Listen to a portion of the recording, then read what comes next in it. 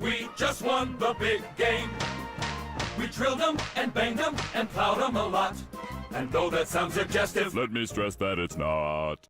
You know, if you look at the plot synopsis of the movie Any Given Sunday, you would think it's an American classic that has stood the test of time. It stars an ensemble cast that's helmed by the legendary Al Pacino. It stars a young JAMIEE FOXX and is the movie that made him a movie star. And it's directed by Oliver Stone, the same guy that gave you Platoon, JFK, and Wall Street. But sadly, despite these strengths, what we actually get is a movie that's overindulgent, loud, poorly paced, poorly directed, and poorly acted. So what is it about this movie that makes it so bad? Well, put your pads on, kids, because that's what we're going to talk about today. But before we do, please leave a like, a comment, and subscribe, and I'll love you forever. Anyway, so like I said, the movie stars Al Pacino as Tony D'Amato, head coach of the hilariously generically named football team, the Sharks. Tony, much like the team, has seen better days, and now that those good days are behind them, the owner of the team, played by Cameron Diaz, wants to move the team to a new city. The Minneapolis Lakers moved to Los Angeles, where there are no lakes. The Oilers moved to Tennessee, where there is no oil. The Jazz moved to Salt Lake City, where they don't allow music. The movie also stars Dennis Quaid as Jack Rooney, a veteran quarterback who has had one too many injuries and is facing the end of his career, and after he sustains another injury, all seems lost for the Sharks. But then, suddenly, as if out of nowhere, third stringer Willie Beeman takes over the quarterback position, and against all odds begins winning games. But as Willie's star starts to rise, it causes his ego to get bigger and a rift to form between him, his coaches, and his teammates. And as the Sharks get closer to the championship game, they have to decide if they want to stay with Willie, who isn't a team player but can win games, or to go with Jack, who is the ultimate team player but may end up getting himself killed in the process. And even though this sounds like a pretty standard sports film that should be easy to execute, what we end up with is one of the most incoherent, dizzyingly shot, most obnoxiously loud, and at the same time slowly paced movies that you will ever see.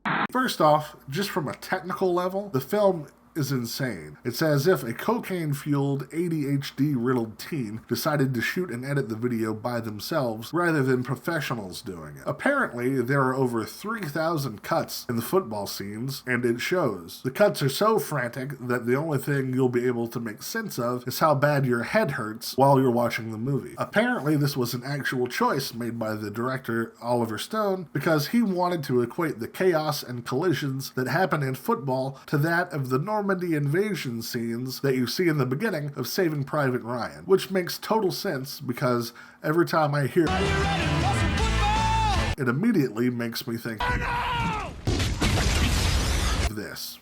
Something else that's terrible about this movie is the runtime. This thing clocks in at a whopping 2 hours and 42 minutes. That's right, that's longer than any of the individual Lord of the Rings movies. And boy, do you feel every painstaking minute. The insane splicing of exposition and character moments, cut together with crazy football action scenes and jerky camera moves, makes it feel like you're on one of the world's longest roller coasters. Which may sound like fun, but then imagine you can't get off that roller coaster for almost 3 hours.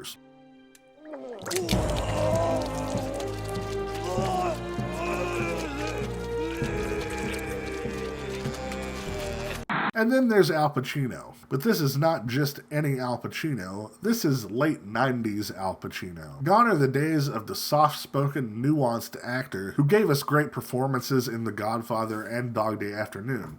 This is...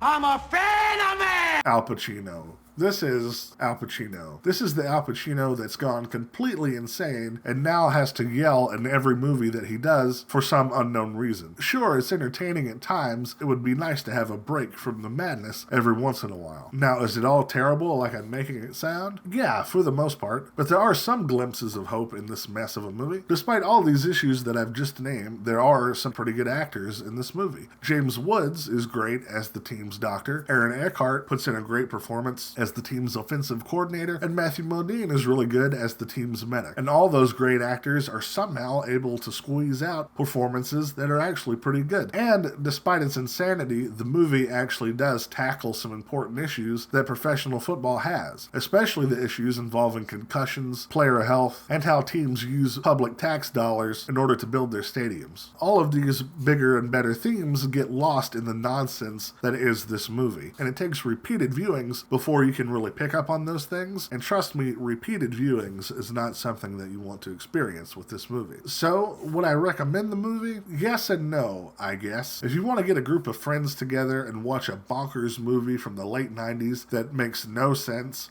and makes you feel like you've smoked some fentanyl-laced weed, then sure, go for it. But if you just want to relax and watch a movie, or watch something that has some more depth to it, or just watch something that's entertaining, then no, I wouldn't recommend it at all. Anyway, so what do you think about Any Given Sunday? Do you agree with me? Is it largely just a big ball of nonsense? Or do you like it? Leave a comment below and let me know. Also, thanks so much for being here, and I'll see you next time. Bye.